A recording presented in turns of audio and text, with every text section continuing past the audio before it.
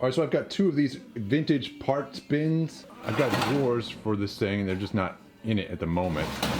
But because I've got two, I want to stack them and I want to put it on wheels. I've also got these. I got a set of 4 here, vintage. These are like super vintage, like square bolt. These are over 100 years old.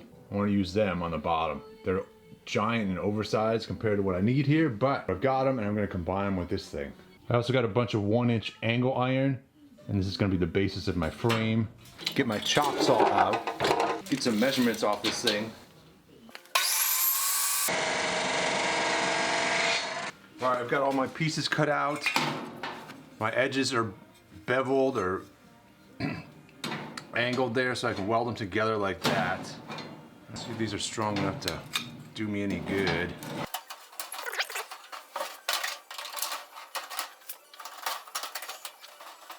Alright, so it's supposed to be something like that. Got some overlap on the edges on purpose. Alright, so I'm gonna go ahead and weld this frame up, and then we're gonna put another cross brace in here, and then we'll mount our wheels down in there. Alright, I've got it on my fixturing table here, and all these machined out holes here allow me to square this thing up really nice. So like over here, I'm doing one corner at a time here, and then we'll swap and do the other 2 corners. But yeah, I've got it fixtured up. I'll go ahead and weld it up now. All right, so we got the frame sort of tacked up here and sort of prepped. Now I want to stick my wheels up here and get an idea of how they might fit on here, how much space I might have on here. So now I want to cut another piece here of angle iron that expands across this area here, and then on that we will mount a plate, and on that plate we will mount these guys here. Alright, so I've got my 2 pieces here on either side cut out. These go in here like so, and then I've got some 1/4 inch thick plate here. And I'm going to cut that out so it fits right down inside there on both sides. And then we'll stick those in there. And I'm going to drill out this 1/4 inch plate for the bolt holes on this thing and have it so that I can just thread these guys onto there.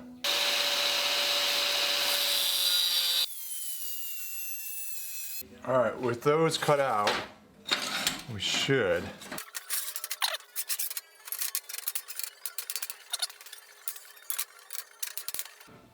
like that. That's going to add some weight, some weight to this thing. All right, so now we need to map out our holes on there.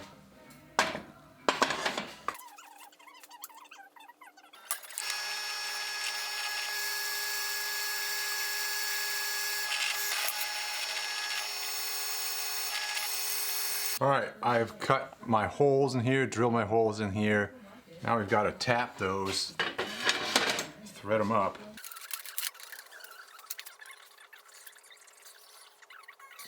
So I've got one threaded so far, one wheel set essentially. It's going to take, to do 3 more, it's going to take me the rest of the day. This is definitely not the quickest way to do it. The quicker way would have been basically just take a nut like this and weld it on one side, and then I could thread a bolt through that nut. All right, I'm gonna put something fun in here. We're gonna have wheels on either side here. So this is the bottom down here. So it's upside down at the moment. And I wanna put a little brace. This is only 1 inch, which is probably sufficient, but just to make it more robust, I wanna put a little bit of a brace in here. It's kind of like a bridge arch kind of thing. And in the middle of that arch, I'm gonna put this little spark plug just for fun. I'm gonna braze it on there. You'll see what I mean in a minute.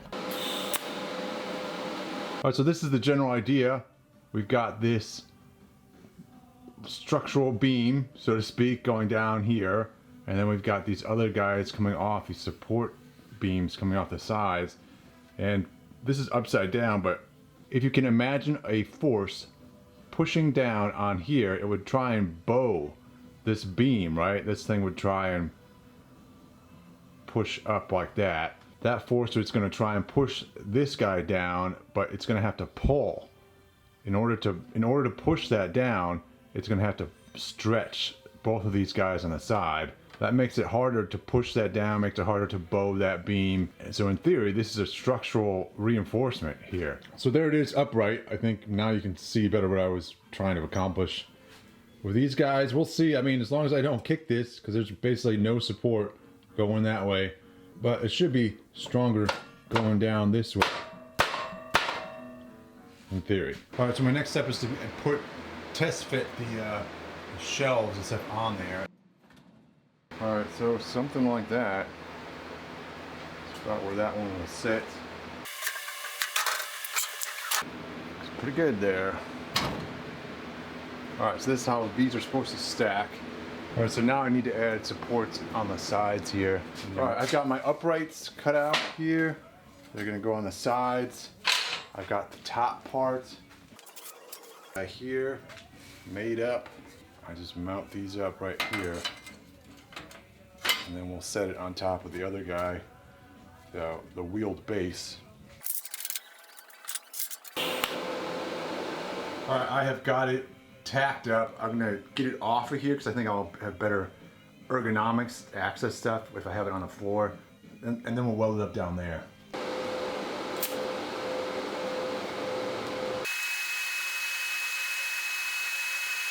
So I find this fun is that I can come up here and put pressure on this thing and I can feel it flexing, right?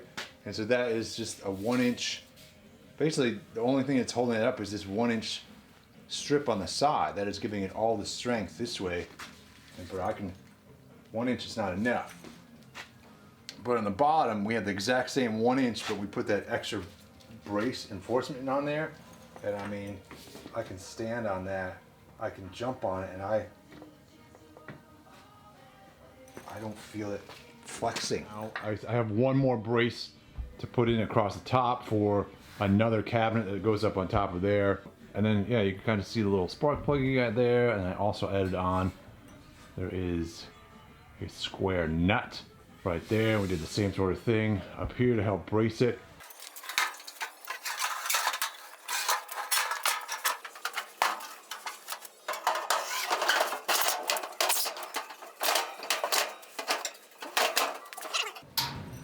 There we go. That's my cart so far. I'm appreciating that.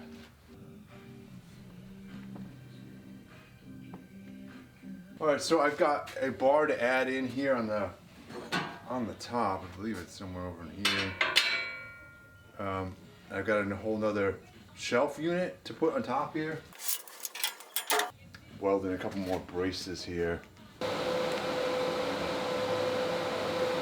All right, so I just added this little side brace here, just a little support on the side.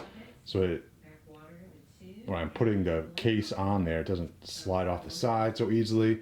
Just makes things a little bit neater and more user-friendly. And then the back side, we have another brace going on there, that brace that we put in earlier. So yeah, let's try the case out on top there.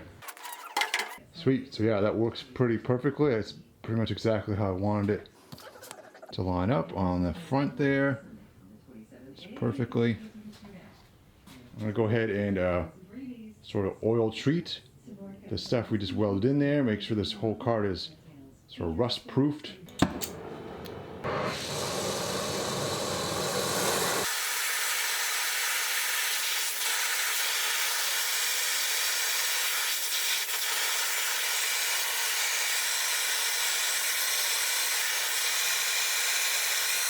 All right, I'm gonna go ahead and try and load it up with all the shelving unit stuff. And this thing is done. The finish I just did on this, it should be a durable finish.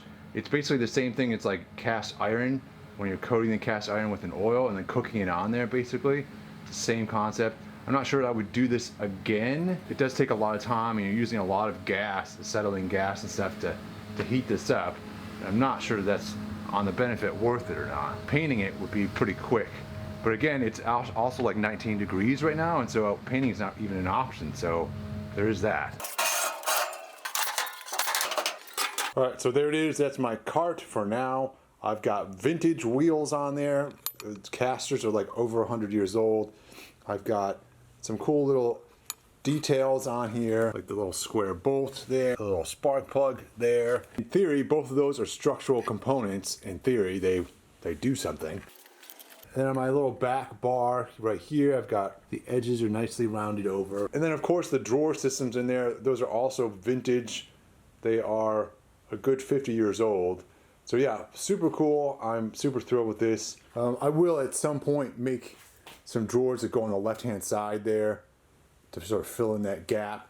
Those I'm gonna have to make from scratch, and so that's gonna, I'll leave that project for another day.